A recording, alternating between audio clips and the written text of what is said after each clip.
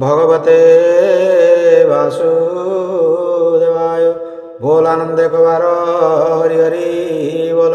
प्रणाम भक्त बंधु, आपण मान पद पंकजरे अनंत कोटि भक्तिभुक्त प्रणाम ज्ञापन कर आरंभ करने जाऊँचे आज भागवत कथा आलोचना आज आध्यात्मिक भिडियो। भक्त बंधु, आज आध्यात्मिक भिडियो गरुड़ पुराण एमती एक कथावस्तु स्थानित करिछि जहाँ अतीव उपादेय कथावस्तुटीए जहाँ सांप्रतिक समाज रे दैनंदिन चलनी भितर निहाती अपरिहार्य कथावस्तुटी आज आपण मान सामने बखाणीबा जाऊँगी। तेबे यही कथावस्तुटी हेउछि कौन ना सांप्रतिक समाज रे जो लोक माने मृत्युवरण करिथांती सेमानकर दशाह बा 10 दिनर समस्त कर्म विषय रे आज आलोचना करबा गरुड़ पुराण आधार रे। तेबे भक्तबंधु, वीडियोटी को केबे भी स्किप करी देखिए ना, वीडियो को आमूलचूल देखिए। वीडियो भल लगे वीडियो को शेयर करेंगे, लाइक करेंगे और कमेंट बॉक्स को जाए ओम नमो भगवते वासुदेवाय लिखिदेवे।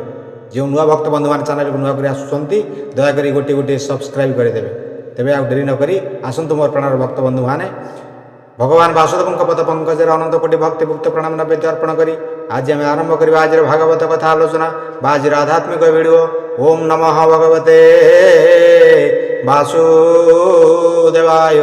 बोल आनंद कबार हरि हरि बोल। प्रणाम भक्त बंधु, हाजिर हो जाइए आपण मानकर दासन दास अधम सुरेंद्रनाथ माझी आपण मानकर आध्यात्मिक भिडियो आज भागवत कथा आलोचनार ये अमृतमय परिसर में। तेज भक्त बंधु, आज कथा शीर्षक होउछि मृत लोकर 10 दिनर कर्म किपरि कराजिबो से विषय आज भगवान नारायण निजर अंतरंग भक्त गरुड़ को बुझाउछंती। तेबे आसंतु पाठ करिबा सेही 10 रात्रर कार्यक्रम किभଳି भाबरे कराजिबो से विषय गरुड़ पुराण कौन प्रमाण करुछंती। ए कार्य करुछि 10 रात्र रयेणिकी मनरु शुणिले भ्रांति तुटी जाए नीति। ए सर्वज्ञाति को संध्या समय डाकिव 10 अन्न व्यंजन भोजन करिव। ए रात्रि काल रे एक बेले अन्न जे भुंजिव उपवास दिन बेले करीण रहिव। ए पाक हांडी मान भोजनांते टूल करी रखिब पाक पदार्थ तही जत्न करी। ए प्रेत पिशाचंकु तृप्त करिबा निमंते ग्रामर बाहारे सेही हांडी मान प्रांते।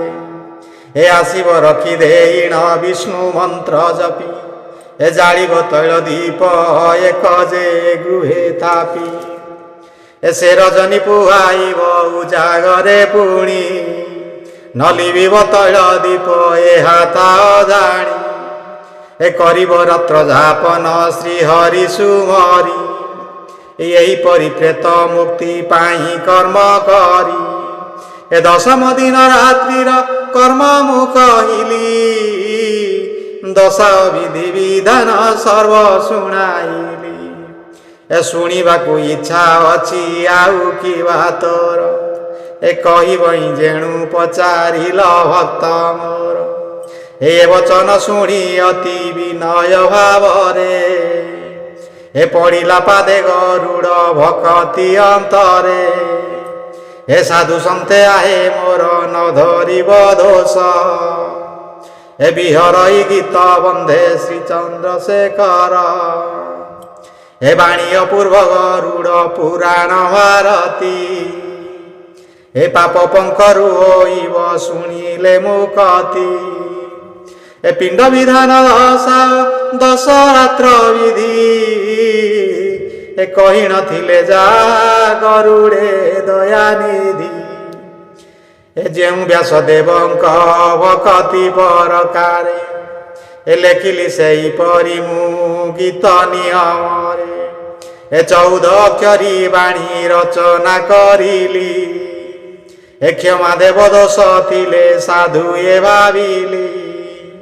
ए साहस करिली तेणु लेखन पाइकी ए अटंती दयालु साधु जने जे विवेकी। ए नघेनती दोष पर रजे दोष गुण ए करिली मु सेही हेतु पुराण लिखन। ଏ ପାଦ ପଦ୍ମେ ମୁହିଁ ତୁମ୍ଭ ଶରଣ ପଶିଲି, ଏ କ୍ଷମା ଦେବ ଦୋଷ ଥିଲେ ଶେଷେ ନିବେଦିଲି। ଏଇ ଏତିକି ଅଳି ମୋହର ରଖିବ ଠାକୁର, ଏ କହେ ଅଭାଜନ ପାମର ଚନ୍ଦ୍ରଶେଖର। ଭକ୍ତବନ୍ଧୁ, ଚନ୍ଦ୍ରଶେଖର ନନ୍ଦ ଆଜି ଦଶା ବିଧିକୁ ଭଗବାନ ନାରାୟଣଙ୍କ ମୁଖରେ କହିଛନ୍ତି। ଗରୁଡ଼ ପଚାରୁଛନ୍ତି ଭଗବାନଙ୍କୁ ଏ ସମସ୍ତ ବିଷୟ ପ୍ରଥମ ଦିନଠାରୁ ନବମ ଦିନ ପର୍ଯ୍ୟନ୍ତ ଏବଂ ଦଶମ ଦିନରେ କେମିତି ବିଧିବିଧାନ କରାଯିବ ସେ ବିଷୟରେ ନାରାୟଣ ଆଜି ଗରୁଡ଼କୁ ବୁଝାଉଛନ୍ତି। ଆଜି ଆମେ ଆଲୋଚନା କରୁଛେ ଦଶମ ଦିନର ବା 10 ଦିନ ରାତ୍ରର ଯେଉଁ କାର୍ଯ୍ୟକ୍ରମ କରାଯିବ ସେ ବିଷୟରେ ନାରାୟଣ ଗରୁଡ଼କୁ ବୁଝାଉଛନ୍ତି। କ'ଣ କହିଲେ ନା, କାର୍ଯ୍ୟ କରୁଛି ଦଶମ ରାତ୍ରର ଏଣିକି, ମନରୁ ଶୁଣିଲେ ଭ୍ରାନ୍ତି ତୁଟି ଯାଏ ନୀତି। ଦଶା ଓ ଅନ୍ନ ବ୍ୟଞ୍ଜନ ଭୋଜନ କରିବ, ରାତ୍ରି କାଳରେ ଏକବେଳେ ଅନ୍ନ ଯେ ଭୁଞ୍ଜିବ।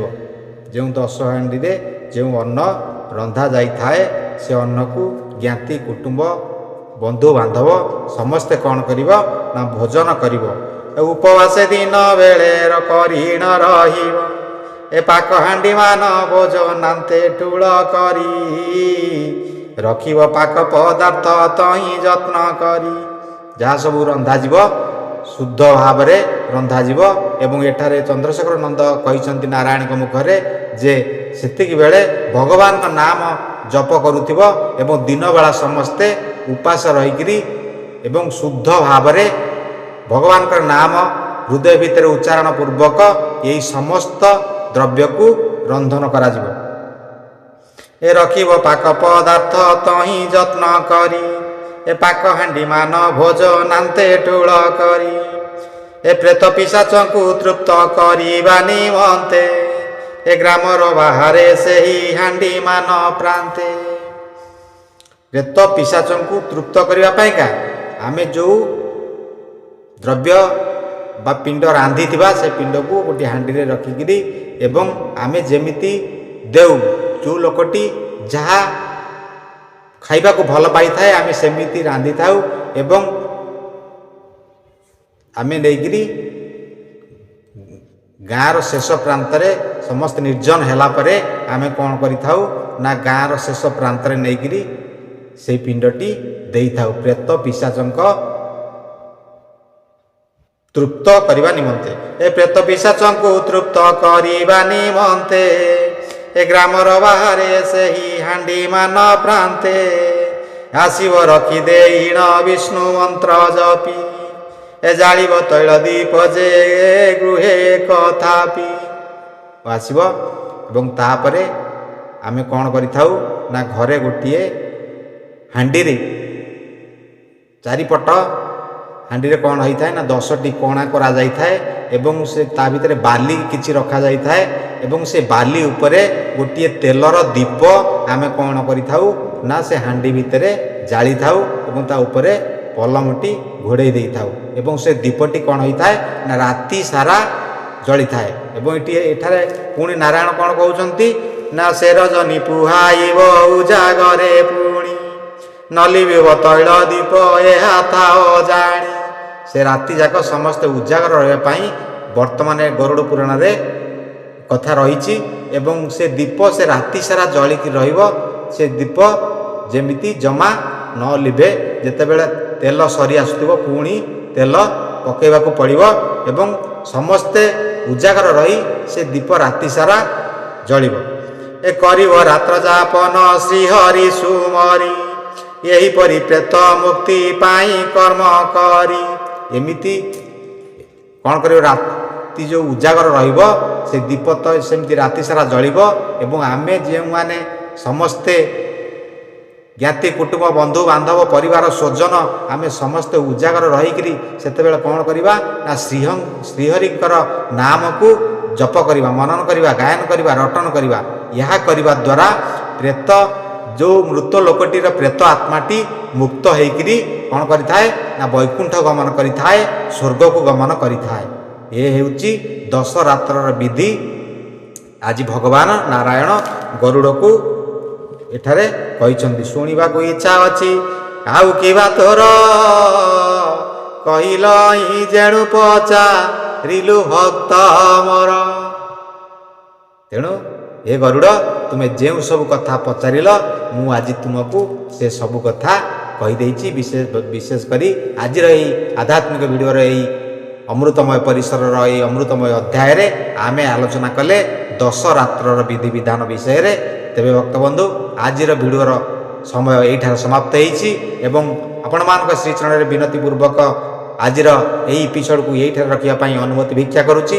ଯାହା ଦୋଷାଦୋଷ ଥିବ ଆପଣମାନେ ନିଜ ନିଜ ଗୁଣରେ ଅଧମକୁ କ୍ଷମା ପ୍ରଦାନ କରିବେ ଏବଂ ଆସନ୍ତୁ ସମସ୍ତେ ଏକତ୍ରିତ ବିଜଳ ହସ୍ତରେ ଭକ୍ତିପୂତ ଚିତ୍ତରେ ଭଗବାନ ବାସୁଦେବଙ୍କ ପଦ ପଙ୍କଜରେ ଅନନ୍ତ କୋଟି ଭକ୍ତିମୁକ୍ତ ପ୍ରଣାମ ନବେଦ୍ୟ ଅର୍ପଣ କରି ଆଜି ଏଇଠାରେ ସାଙ୍ଗ କରିବା ଆଜିର ଭାଗବତ କଥା ଆଲୋଚନା ବା ଆଜିର ଆଧ୍ୟାତ୍ମିକ ଭିଡ଼ିଓ। ଓମ୍ ନମଃ ଭଗବତେ ବାସୁଦେବାୟ। ବୋଲ ଆନନ୍ଦ ଏକ ବାର ହରି ହରି ବୋଲ।